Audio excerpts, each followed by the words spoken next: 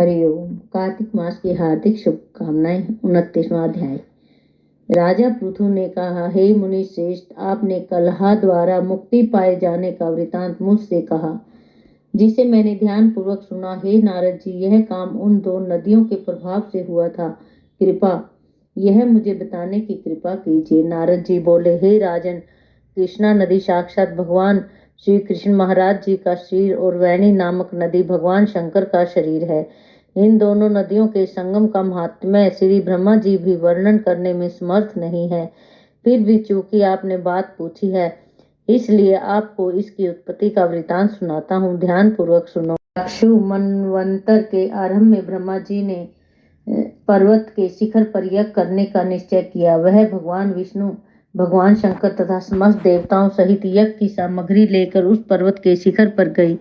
महर्षि भृगु आदि ऋषियों ने ब्रह्म मुहूर्त में उन्हें दीक्षा देने का विचार किया। तत्पश्चात भगवान विष्णु ने ब्रह्मा जी की भार्या तवरा को बुलाया। वह बड़ी धीमी गति से आ रही थी। इसी बीच में भृगु जी ने भगवान विष्णु से पूछा, हे प्रभु, आपने तवरा को शीघ्रता से बुलाया था, वह क्यों नहीं आई? ब्रह्म मुहूर्त निकल जाएगा। इस पर भगवान विष्णु बोले, यदि तवरा यथा समय पर नहीं आती है तो आप गायत्री को ही स्त्री मानकर दीक्षा विधान कर दीजिएगा। क्या गायत्री पुण्य कर्म में ब्रह्मा जी की स्त्री नहीं हो सकती? नारद जी ने कहा, हे राजन, भगवान विष्णु की इस बात का समर्थन भगवान शंकर जी ने भी किया। यह बात सुनकर भृगु जी ने गायत्री को ही ब्रह्मा जी के दाईं ओर बिठाकर दीक्षा विधान आरंभ कर दिया। जिस समय ऋषि मंडल गायत्री को दीक्षा देने लगा, उसी समय तवरा भी यज्ञ मंडल में आ पहुंची।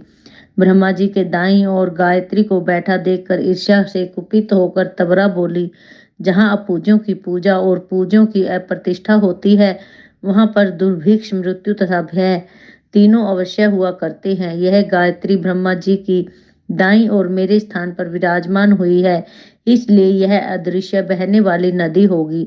आप सभी देवताओं के बिना विचारे इसे मेरे स्थान पर बिठाया है, इसलिए आप सभी जड़ रूप नदियां होंगे। नारद जी राजा पृथु से बोले, हे राजन, इस प्रकार तवरा के शाप को सुनकर गायत्री क्रोध से आग बबूला होकर अपने होठ चबाने लगी। देवताओं के मना करने पर भी उसने उठकर तवरा को शाप दे दिया। गायत्री बोली, तवरा, जिस प्रकार ब्रह्मा जी तुम्हारे पति हैं, उसी प्रकार मेरे भी पति हैं। तुमने व्यर्थ ही शाप दे दिया है, इसलिए तुम भी नदी हो जाओ। तब देवताओं में खलबली मच गई। सभी देवता तवरा को साष्टांग प्रणाम करके बोले, हे देवी, तुमने ब्रह्मा आदि समस्त देवताओं को जो शाप दिया है वह उचित नहीं है, क्योंकि यदि हम सब जड़ रूप नदियां हो जाएंगे तो फिर निश्चय ही यह तीनों लोक नहीं बच पाएंगे। क्योंकि यह शाप तुमने बिना विचार किए दिया है, इसलिए यह शाप तुम वापिस ले लो। तवरा बोली, हे देवगण, आपके द्वारा यज्ञ के आरंभ में गणेश पूजन न किए जाने के कारण ही यह विघ्न उत्पन्न हुआ है। मेरा यह शाप कदापि खाली नहीं जा सकता, इसलिए आप सभी अपने अंगों से जड़ीभूत होकर अवश्यमेव नदियां बनोगे।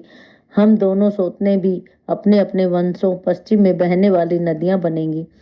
नारद जी राजा पृथु से बोले, हे राजन, तवरा के यह वचन सुनकर भगवान विष्णु, शंकर आदि सभी देवता अपने अपने अंशों से नदियां बन गई। भगवान विष्णु के अंश से कृष्णा, भगवान शंकर के अंश से वैणी तथा ब्रह्मा जी के अंश से कुकुदमवती नदियां उत्पन्न हो गई। समस्त देवताओं ने अपने अंशों को जड़ बनाकर वहीं पर्वत पर फेंक दिया। फिर उन लोगों के अंश पृथक पृथक नदियों के रूप में बहने लगे। देवताओं के अंशों से सहस्त्रों की संख्या में पश्चिम की ओर बहने वाली नदियां उत्पन्न हो गई। गायत्री और तवरा दोनों पश्चिम की ओर बहने वाली नदियां होकर एक साथ बहने लगी। उन दोनों का नाम सावित्री पड़ा। ब्रह्मा जी ने यज्ञ स्थान पर भगवान विष्णु तथा भगवान शंकर की स्थापना की। दोनों देवता महाबल तथा अतिबल के नाम से प्रसिद्ध हुए।